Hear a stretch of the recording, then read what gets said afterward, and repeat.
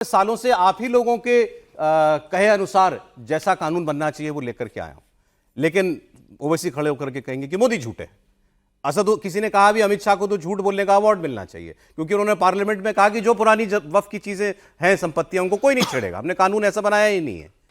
लेकिन वो ना प्रधानमंत्री की बात पर यकीन करने को तैयार, ना गृहमंत्री की बात पर यकीन करने को तैयार। ये चुनौती है आपके सामने। तो एक बात स्पष्ट हो गई है कि उनको वक्फ संशोधन कानून में किसी प्रावधान से दिक्कत नहीं है, उनको मोदी और अमित शाह जी क्यों लेकर आए उससे दिक्कत है। और ये वही मंडली है, ये वही जमात है। आपको याद होगा 1.5 साल पहले सौरभ जी के इसी मंच पर हम लोग सब मिलकर डिबेट करते थे, ये सीए आएगा तो साजिद रशीदी, मुमताज, अंसार रजा जी और मेरी नागरिकता छीनने वाली है। आज 1.5 साल हो गया सीए का कानून लागू हुआ है, एक मुसलमान की नागरिकता छीनी हो तो यहां पर ये जो मंडली है इस फोटो में वो बता दे कि किस नागरिकता छीनी। एक को की नहीं छीनी, अब उस पर नहीं बोलते।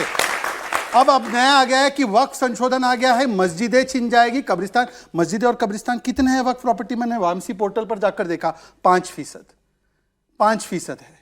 और वैसे भी कोई छीनने का प्रावधान इसमें है नहीं, ये बताएंगे। ये टोटल वक्फ प्रॉपर्टी में मस्जिद कब्रिस्तान 5% है। 5% है। वामसी पोर्टल पे मैं अभी चेक कर आया।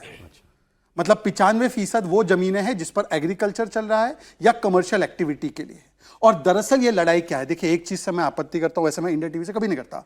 मोदी वर्सेस मुस्लिम बोर्ड है ये मोदी वर्सेस मुस्लिम बोर्ड नहीं है। ये पसमानदा मुस्लिम वर्सेस वो अशरफी मुस्लिम है जिन्होंने कब्जा करके रखा है वक्त की जमीन पर। ये गरीब, यतीम, बेवा मुसलमान वर्सेस वो लैंड ग्रैबर है जिसको अखिलेश यादव और ओवैसी समर्थन देते हैं। ये तो सामाजिक न्याय और संविधान की सुरक्षा का सबसे बड़ा हथियार है। मैं आपको बताता हूं कैसे। आपको पता है वक्त की पूरी टोटल जमीन कितनी? अभी जो लेटेस्ट अपडेटेड फिगर 39 लाख एकड़, 9 लाख प्रॉपर्टीज है, 39 लाख एकड़।